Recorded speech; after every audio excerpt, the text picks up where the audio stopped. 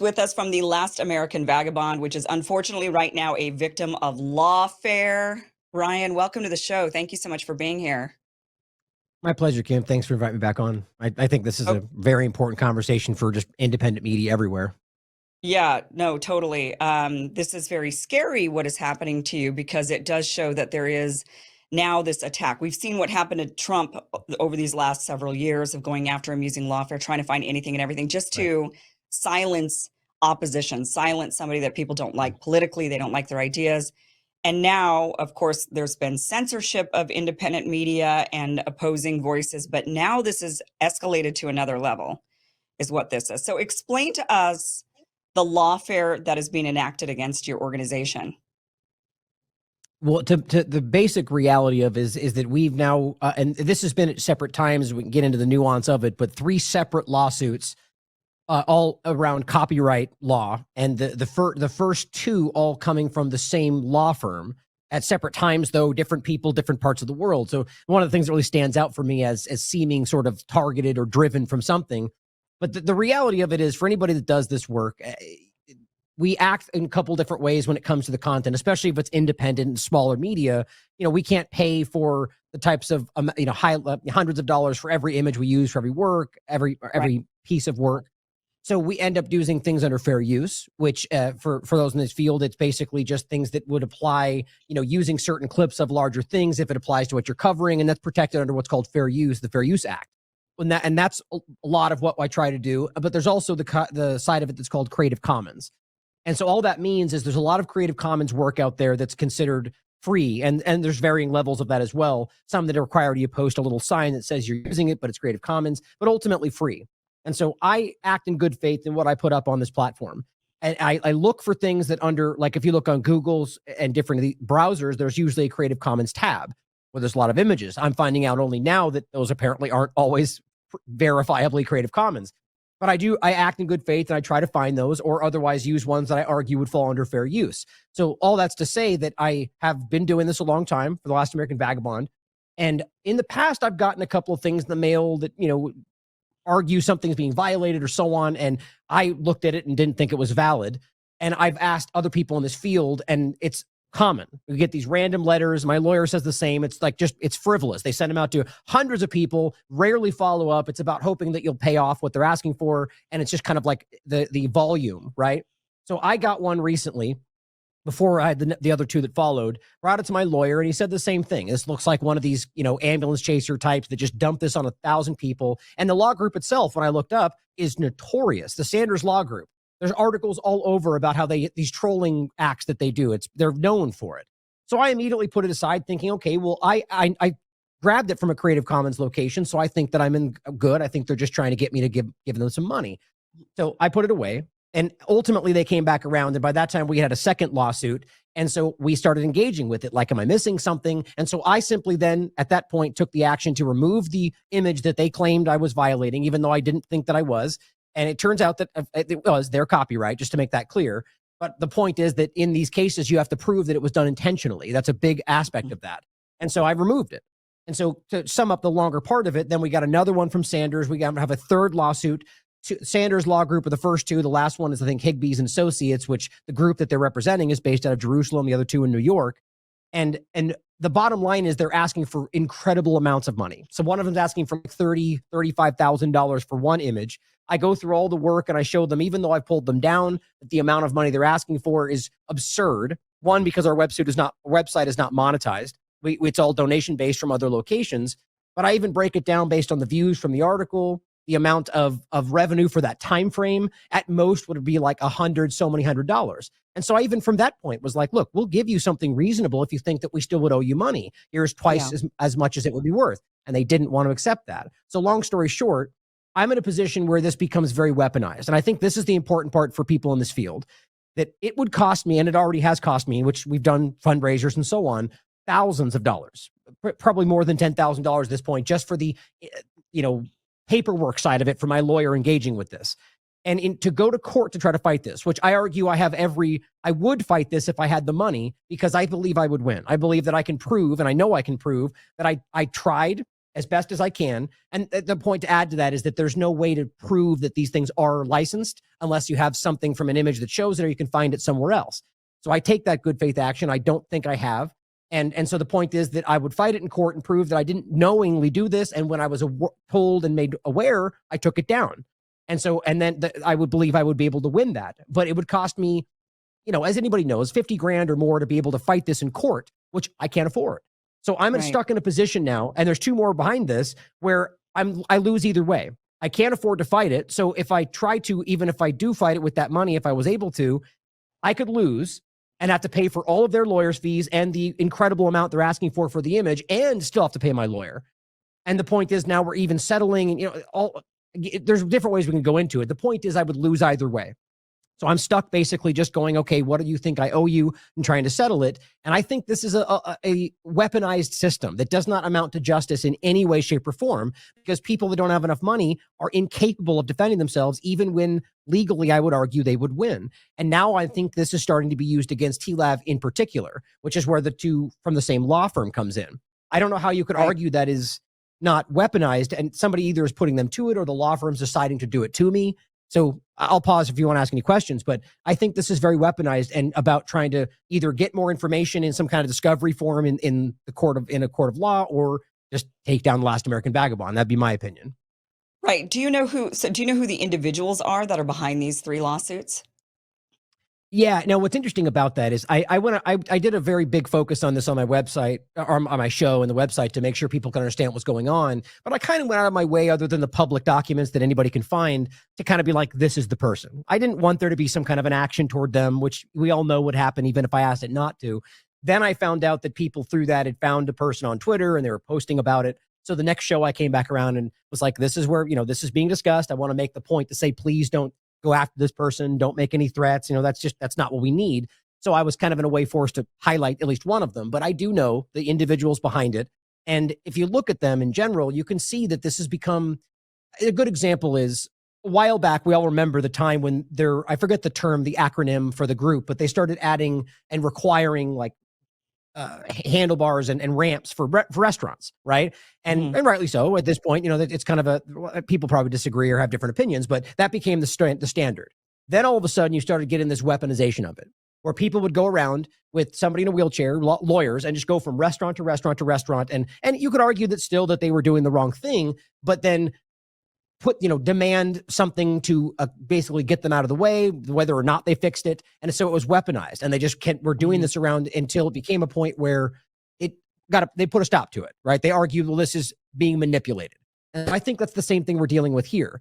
And so I think that ultimately we're seeing this kind of situation where these people, one of the people, I don't need to mention his name, you can look back at his other lawsuits, and he's been doing this left and right individually, just going after people. In some cases, I would argue that it doesn't even seem that they were actually violating copyright. But in any case, doing it in such a way that makes it weaponized, in my opinion. And I think that that's ultimately what needs to stop, especially when you argue it's not somebody who's doing it out of intentionally trying to take money from somebody. The other aspect we get into is about whether or not there's any real detriment, right, in regard to what we're using it for and the amount of money being asked.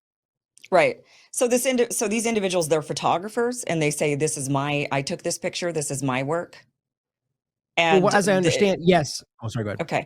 Go ahead. So do they, have you been able to look at like so you're saying that one in particular, he does this to any side. It doesn't matter their politics. He's just kind of going after independent journalists, and it doesn't matter what their politics is.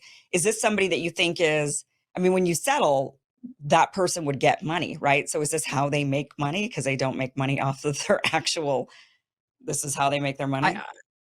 I can't speak. I don't know, any of those questions. It would be, I don't know his mind. But that's what it kind of sounds like. But I would agree. Yeah. I would agree. I would agree that I think that this is about, and maybe he feels he's recouping what he lost because, copyright is sort of a dying concept for a lot of people. The way the internet works today, it's not really respected as much. And so maybe, maybe he feels he has a right to. I'm not trying to diminish the fact that he has a copyright and that should, that's a legal reality. Sure. But I just think that it is problematic the way it's being applied, especially when we're not even able to fight this, when there's a legal reality that would show that we didn't do this intentionally, which would mean that it wouldn't actually be valid. And this is the main point. They have to prove that you did so knowingly and violated the copyright knowingly and not just accidentally did so, especially removing it Right. after they bring it to your attention. Right. Yeah, there's definitely a few different types of people that initiate these types of lawsuits, right? You've got the type that's just greedy, that just wants to make money, and this is just an easy way to make money. And the attorneys who represent them work on often contingency, so they're able to make like 30% of whatever it is that they recover, right? So there's no really downside for an attorney to take on a bunch of these cases, just go after everybody and try to siphon off as much money as they can, and the client gets money and they win and everybody else loses. It's definitely an abuse of the legal system for sure to try to milk it, in a way to create an income.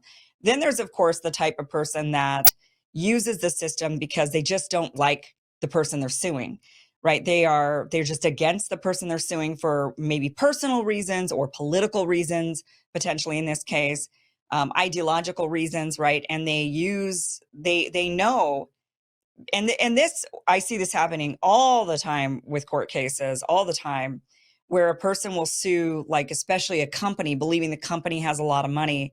They're doing it because they're like, we know you're just going to settle. You're not going to spend the time battling this out. It's easier for you to settle. It costs too much money for you to fight it.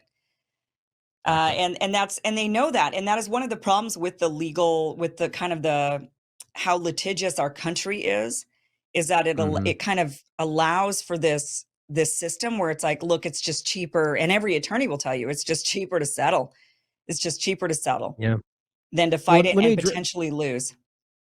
Yeah, well, addressing two of the things you brought up, I think are important, is the political side of it and just the settlements in general. Is that that's kind of what my lawyer is making clear, and also why I show that there's two lawsuits coming through the same law firm, even though they're not connected in any way, is that this group in particular is known for doing this.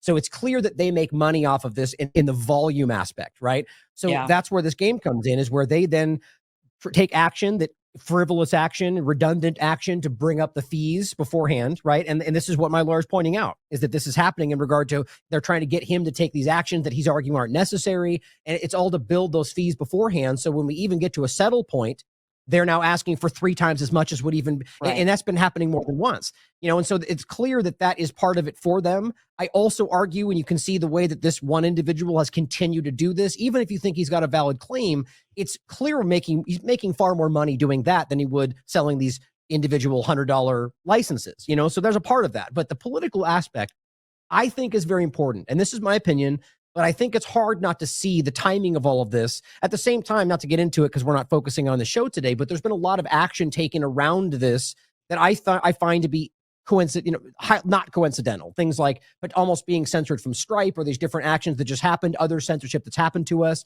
So I think that timing of it is interesting, but then seeing that, if you look at what he's been doing, and his political side of it is very clear, and I think that that's part of what's driving some of this action. But I'm talking about from like the law firm angle of this, is where you can see that some of the groups they're representing, as well as the law firms themselves, seem to have very clear angles in the way that they aim this stuff. I personally find that it is one of two things, and this is completely my opinion, that either this is about generally political, like whether it's previous topics we've covered or current topics we're covering in regard to foreign policy, that they just don't like the way that we're talking about certain things, or more specific about, in the moment, I think a very important topic where there's a lot of very obvious manipulation happening online. And I think since this event forward, there's been a very clear uptick in stuff like this. And personally, I've never seen something like this happen in regard to the lawsuit going forward, or even more than a letter, which I've only gotten 1 or 2 in the long past, since this moment forward.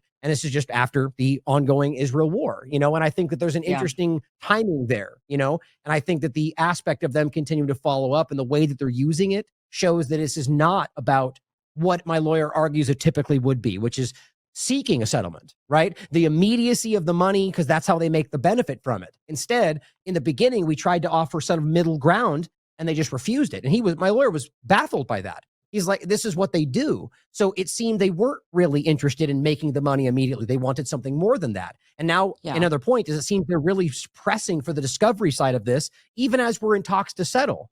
So that doesn't seem to make much sense to my lawyer included. Why would they be asking for more deep information if they see us wanting to settle and they're engaging with the settlement?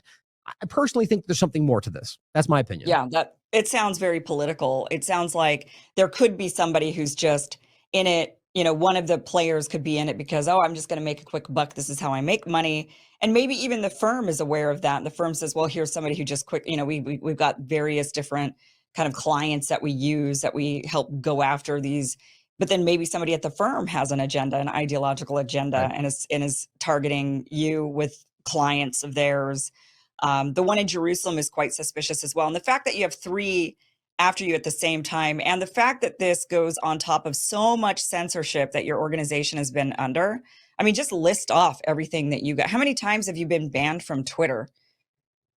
Like three or 4 times four? in total. 4 times? But 4 Yeah. times total. But I should note that I got the main account back now after Elon Musk, but I still argue that the platform is worse overall, in my opinion, than it ever was. But that's, people will disagree with that. It's much more surreptitious today. But I mean, literally, to save the time of listing it off, I mean, every platform you could imagine or speak up right now about, I've been censored from for the most part. I mean, And then across the board. even payment platforms as well.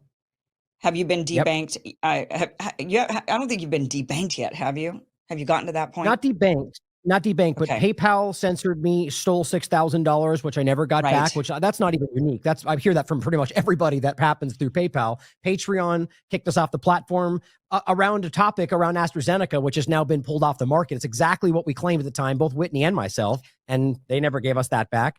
And Stripe, actually, which interestingly enough, we were just about, they banned us. They kicked us off Stripe. They turned down 2 appeals that I put forward. After I reached out specifically to the CEO, as well as through them on Twitter, I got another appeal that popped up because of that. They decided to reevaluate it. And I think enough people through Substack, because they were getting hounded by a lot of people. I want to shout out Indie News Network and Decensored News on Twitter. Both of them were just railing about this and tagging people in Stripe, and ultimately rescinded it. But I argue that's probably for just a period of time, but it already technically happened and they just pulled it back. So those are major. I mean, the largest payment platforms on the planet, as far as I can tell. Yeah. And that's a crazy thing to happen all around the same time frame. Yeah, it's really, you've definitely been targeted. There's no doubt. And so that's why I feel like this new round of these 3 lawsuits does feel like a targeted campaign against you, just because it's just pile on top of pile on top of pile. And I feel like I know several independent media people and outlets, and I don't know very many who've had nearly the attacks that you've had onto you. I mean, you've had so many more. Why do you think that is? I mean, what is it about your content that you think just triggers people so much? I personally think it's because, and I say this all the time, it's nonpartisan, and it's objective as best I can. I mean, we all can be wrong. But I think I err on, like I jokingly in the past have said, irritatingly objective. But I think we need to be that today. I think we're at a point now where things are so ridiculous that we have to kind of push in the other direction. But I think it's largely nonpartisan. I often shout out people like James Corbett, who I think is literally everybody in this field is aware of his work and points and uses his work and background. But look at how few people engage or point to his work or talk about it. And there's a reason for that. In my opinion, it's because he's like aggressively nonpartisan. This is calling out equal sides. And you got the people at the partisanship of this that I think benefit from the status quo, whether they'll say that or not. And so I think that the apparatus tends to focus on the people that are, doing the important work, but in a way that highlights the bigger problem. Because there are people that are willing to call out certain problems, but when you start chopping at the base of that thing that they're all making money from, I think that's what ends up happening, is you get attacked for it. Yeah. And you could argue out there that I'm wrong, right? That I'm lying or whatever else, but we should all recognize at a time when we're screaming about free speech that you have a right to be wrong or lie under free speech. And I'm not doing those things. The point is, regardless of what you think is happening, I should have a right to be able to speak my opinion. And I'm being knocked off of every platform. I think it's because we're highlighting important truths like you're doing as well. Like right now about what's going on in Israel, and people are uncomfortable with unpopular truths that are coming out before you see them on the corporate media or the mainstream alternative media. Right. Yeah, I mean, I think it's because you're so critical of the establishment, critical of what they're doing, it does make a lot of people really uncomfortable. They don't like your views. You're very intelligent. You put out fact after fact after fact, and people really don't like that. They just want you to kind of, they want to be able to debunk you. And if they can't, they already don't like what you're saying. So they're already mad. And then if they can't debunk you, then that just makes them even angrier, right? If the last thing they could do is just call you a name. Right. I have a really great point for that, actually. And this goes back to Patreon. Whitney Webb and I both got censored within like a week or so. I think somewhere around that, like pretty close to each other, around on the same point, around AstraZeneca and myocarditis and blood clots and all that. And what's interesting is they made it very clear. Both of us got the very same similar letter. They said, you're allowed to talk about these conversations. You just can't spread misinformation. I'm like, okay, well, hold on. So we're allowed to be able to discuss AstraZeneca, blood clots, and so on. So at what level becomes misinformation? Well, it's very clear when you prove it. When you give the source material that proves what you're saying is accurate, oh, misinformation. But there's people all over going myocarditis and blood clot, but they're just speaking about it. So they go, oh, that's that right-wing nut or left-wing crazy, whatever. But instead, we're going, here's the source material, here's the peer-reviewed study, learn for yourself. Oh, misinformation. I think we've all come up against that real problem. And I think that's what it comes down to in any of these. People like ourselves that are taking the time, whether in long form or not, to give people the tools to be able to understand, not just repeat what you're saying. That's dangerous to people in the status quo. So what is the real threat to your organization at this point now with these 3 lawsuits? I mean, I'm genuinely worried. There's 2 ways it could go. I mean, if I right now, simply because I don't have the money to be able to fight it, which it drives me crazy. I mean, I wake up thinking about this because, one, I'm not the kind of person that just lays, I like to fight, as people can tell, right? I want to push back, but I can't because I can't afford it. So I'm in this position where I'm going to get stuck settling. And I'm worried, one, that you're going to see endless amounts of these coming forward, right? What, just frivolous forever kind of lawsuits that will drown us in this kind of action. Well, we just can't afford it, which will ultimately end up in either just me not having the money to continue, or ultimately to a point if they lump, like, let's just say, for example, I tried to go further or I lost in some kind of dynamic in the settlement and they demanded 30 grand or however much more that let's say I wasn't able to find. Then I'm in a position where I'm declaring bankruptcy, which I'm going to do everything in my power to not let that happen. But then it becomes a situation, according to my lawyer, where even if I'm declaring bankruptcy, they can argue or at least try through the legal system to take part or ownership of the last American Vagabond. And there's 2 ways you can do the bankruptcy, but the not to get too confusing about it, and I'm still learning about this through my lawyer, but one would there's the way you would want to do it to where I could retain some parts of this gives them opportunities to manipulate even further. And so my all said and done, I'm very worried that this will end up either where the TLAV as it is today, not myself doing things because I'm never going to stop, but TLAV as it is today that I've spent a decade plus building will be gone, or worse, somebody else will take it. That's what terrifies me about this. All based on things that I argue, if I had the money to fight, that I would actually be able to win. It's upsetting. Well, but I mean, so somebody could take it, but what worth would that be? That would almost be like Project Veritas and James O'Keefe. It's like once he was out, Project Veritas went down. I mean, Right. You can't keep the entity going without the main person. When you build it, though, as you put your heart into something that you build, and to see somebody else, even if it's momentary, and even everyone goes, no, it's not the same without Ryan. Sure. It would break my heart to watch them tear this thing down or say things under the banner of the last American Vagabond that I wouldn't agree with or believe in. It's hard, right? But I'm going to keep doing this either way. I believe in what we're doing. The people out there believe in me. I'm not going to stop doing this. But like I jokingly said, I don't care if I'm in my underwear, on my phone, in my room. I'm going to keep speaking about the things I think are important. But I just, for me, it comes down to what's right. Not necessarily about the legal aspect of whether he owes a copyright, but the way that I should have a legal right to be able to defend myself, not because I have money, sure, right? As well as the fact that I actually believe from a legal perspective, I can prove that I didn't really technically break the law knowingly anyway. And the fact that I'm not able to do that, it just sticks with me. It stands out as a good example of how broken all these systems are. Oh, totally. I mean, this really showcases it. People should be able to defend themselves, but if they don't have the money, they can't. And so they have to try to figure out a way to settle, which means often bankruptcy for people. And that is a very, very, that's not a justice system. That is a lawfare system, right? Where they're just milking people and knowing that they'll bankrupt them and break them and try to silence them.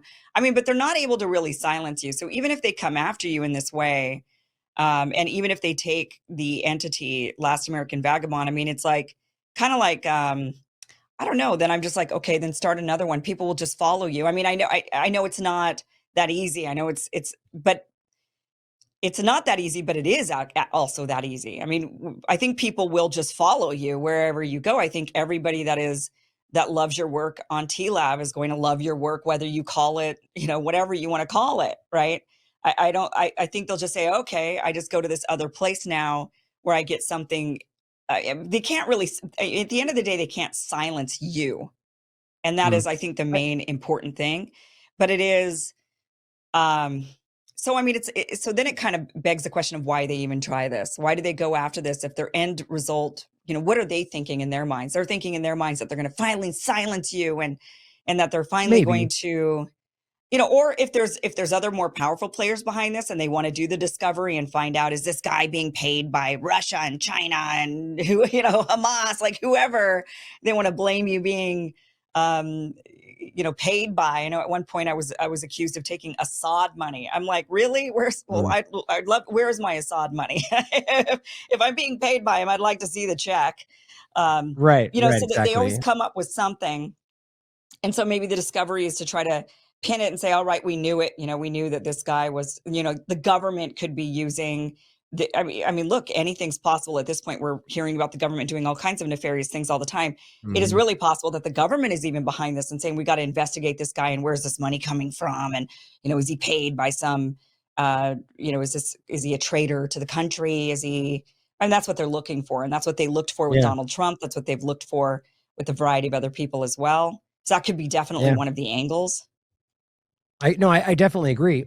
I think, I mean, first of all, the point about discovery, it's real just about invasion. Like, I think our finances are shockingly obvious. Like the amount of donations we get through and the processes we do immediately translate to the work we have. I'm not afraid about Yeah. being transparent about the finances. I think that it's just I think these are people trying to weaponize the system to stop or slow down or affect our work in some way. If that's what's ultimately happening. And I do think that. So, I mean, I think that it is partly like, are we able to silence him, give it a shot? But I think it's more so about the time it takes me just to deal with this is time that Yeah. I'm not putting forward the work, right? Or engaging with the lawsuits. If we actually go to court, I mean, my God, it's going to take up most of my time just going through these processes. You're talking. I mean, I think that's a huge part of it. And I think the money Yeah. it takes then takes money away from what you can do. I can't fund as many articles, and because that's really, to be honest, and I've made this clear many times, the bulk of what the money that gets donated goes to is articles that Robert writes and Derek writes and Matt writes and Whitney writes. That's what it really goes to.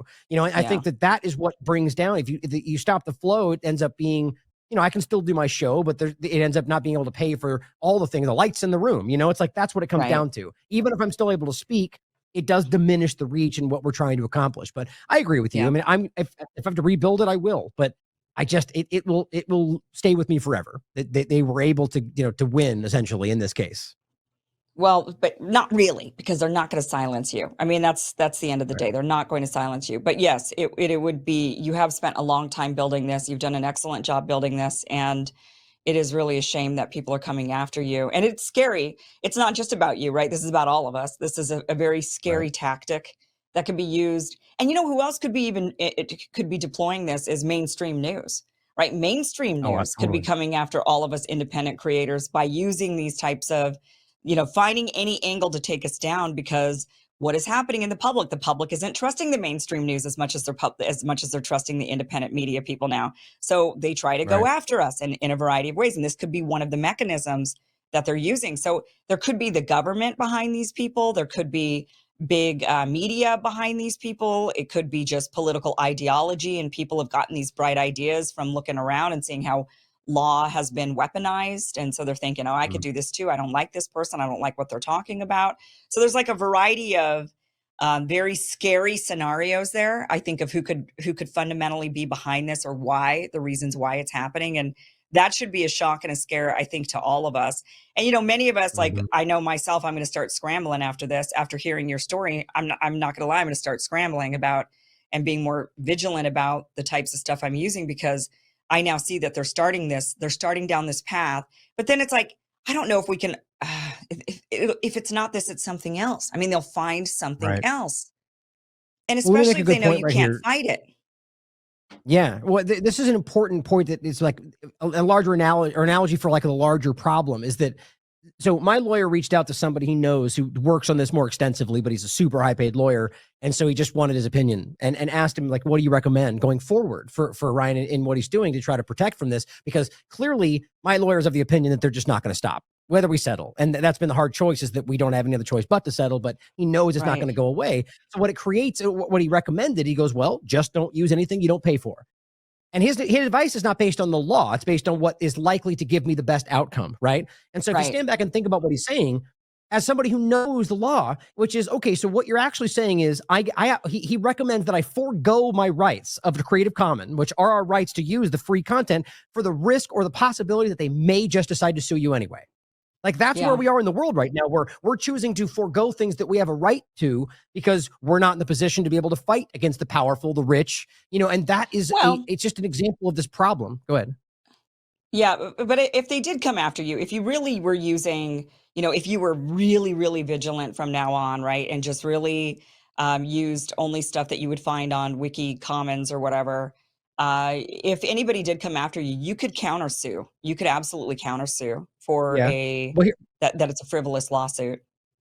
but here's the point, though, and this goes back to the same larger thing we're highlighting, is, again, right now I believe that I could win. I can't afford to Yeah. do it. Right. So even going through the Right. process, and like, that would be risky. And you're probably right that I would end up making that money. First, you have to have enough money to go through that process, and then hope that you Right. win, like hope that the judge doesn't agree with you, and then not to pay. And that's the problem, is not just pay what your lawyer pay, but then pay for their fees if they sue for that as well. And so it ends up Yeah. in this position Right. where they could start just going, we're going to sue you for this thing that we know is Creative Commons. What are you going to do about it? Like, that's where we are right Right. now, where I'm like thinking about it. I'm like, well, I can't fight it either way. So why wouldn't they start doing that? It's alarming. It is really alarming.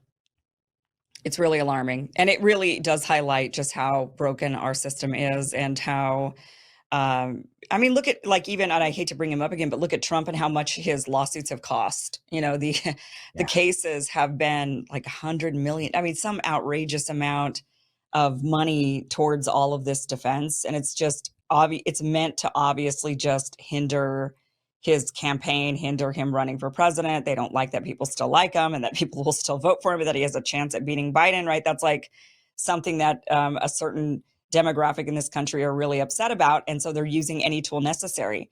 And that, I mean, that should just be, but people are waking up to that, right? So, I mean, there's got to be maybe some kind of reform that wouldn't allow this type of thing to happen, or that would allow at least for you to have some sort of defense that doesn't cost a Mhm. fortune. I mean, that's the big thing. Right. How Well, does an they average had in the person? past. Sorry, there's a little delay. I'm sorry. Go Go ahead. ahead. Yeah. Go ahead. Well, I was just going to say that, in the past we had things, I think it's called debtors jails, right? Where people would end up going to jail just because they couldn't pay what Oh, yeah. the judge ruled. And so that eventually became wrong, because they're like, you can't put people in jail just because they're poor, even if they broke the law. Right. It's like, that's not the way that should work. And so it's the same kind of thing. Or going back to the wheelchair rest, there's a term for that. I can't remember what it is, Right. but the dynamic was being weaponized. And so they took action to stop that. So you're right. It should happen. But the problem is that our system, it's a Band-Aid on a bullet hole, right? We're patching up one of the problems. It's a symptom. It's not the real problem. And as you well know, and Yeah. I think that's what we need to address, is that we're just in a system that is, it abuses the people that aren't able to fight. I think it's kind of always been that way. But you're Yeah. right, though. I think we should find a way to patch at least this problem, because it's only going to get worse. And I would comment on, I think it's quite frank. Whatever you think about Trump, it's clear it's politicized. It's obvious Right. it's weaponized against him. And so it just shows you, if even someone like Trump can be weaponized, he has the money to fight it, but that's a lot of money, Right. We don't all have Right. that. Yeah. I mean, luckily he's got millions of people who are willing to donate to him in order to fight this. Right. He's got his own money and his own businesses, but you're in a different situation than him, obviously. And we see that they're doing this same sort of thing to, I haven't been following totally Alex Jones's case, but I know that they're also going after him and potentially taking InfoWars down. And that's kind of the goal, right? Right. Is to silence them. But again, even with him, it's like, well, they're okay. Maybe they'll take InfoWars, maybe they'll bankrupt him in that way, but he'll still keep going, and he'll still have the audience. I mean, what are they going to do? Right. They can't silence him completely. It's just such a piss poor tactic of, Well, I also an think it's attempt about at censorship. Yeah, I agree. I also think it's about trying to, in hope at the very least that he then acts differently going forward, right? Like, so he'll Yeah. maybe pull back on what he says, or you won't use the kind of things you use that will get more reach. And so it's, like, no images anymore. And so we all know that, like, if you don't post on Twitter without an image, it doesn't get as much reach. There's, these are small tactics, but at the end of the day, Right. if you then act differently after this because of it, even if it's a detriment, I mean, that's a win for them. I mean, Alex, whatever you think about Alex Jones, same point. It's obviously Right. politically motivated, $1 billion+ for what we're talking about. I mean, it's ludicrous, and so I think that Right. we're seeing this in a lot of different ways. But again, your point with Alex is even more clear because he's much, much, much bigger, and he can just start a new thing. More funding will come from all over the place. I'm in a very problematic situation where, we're growing and people know of the Last American Vagabond, but I can't just turn around and find, I mean, I can't find funding at the moment. And I haven't Right. really ever. It's always been donation based. And so that's a really difficult thing to rebuild if they just tear it all down. But again, I will, Yeah. but it's just sad, Oh my gosh, Ryan, I'm sorry this is happening to you. I'm sorry that this is probably going to be the beginning for of this same sort of thing to others. And that's the thing is, we always have to look out for this type of, any type of censorship. I remember when they first ripped off a couple of shows from YouTube and people were like, Yeah. well, I don't know, but those shows were kind of fringe or those shows were, and then suddenly, next round they censored and ripped off of YouTube a bunch of shows. And it was a bunch of shows that weren't fringe at all. I mean, one guy was just literally not talking at all. He was just filming protests, right? And I Right. mean, he got ripped off the internet for just filming protests, like showing how that's obviously the truth. There's Mm. nobody was talking, right? He was just showing an Right. event and they didn't like that, particularly January 6th, and they got rid of his channel. I mean, that is what, so we see it start and then it kind of has this unfortunate, it starts one spot and then and people think, well, it won't happen to me, but then it does. And then it happens en Right. masse. So it's definitely something for all of us to look out for. How can people help you now? What can we do? At the moment still, Donate. even though Stripe, yeah, well, yes, definitely, but even though Stripe recently sort of, flirted with censoring us, right now that is our central thing through the website. And so whether it's that or our Subscribe Star or anything else, yeah, or Buy Me a Coffee, our Substack, there's a lot of ways to support The Last American Vagabond. But even now, I would still argue the best thing you can do is read, engage with the content, share it, talk about it. And then if you like what we're doing and you believe in our, putting this out for free, show us the value you think it has, right? And I think that's Yeah. important. And we do. The more support you give us, the more ability that will give me to be able to fight back and potentially do something new if it's needed. So thank you All so right, much, Kim. I great. mean, I Well, think this is important. we do have, yeah, we do have that link down below to Last American Vagabond and where people can actually donate and help you out with this. But best of luck to you. I hope that they don't. I hope that this resolves in not so damaging of a way. Thank you. I appreciate it, Kim. Thank you for watching this clip from the full Kim Iverson show, which you could catch just by heading to that link down below, KimIversonShow.com. You can watch the full show from what you just watched, or you could catch the full show live Monday through Friday, live streams, 5 p.m. Pacific, 8 p.m. Eastern at KimIversonShow.com. See you then. Be sure to like, share, and subscribe. Never miss an episode. Never miss a clip. Never miss a segment. Thanks, guys.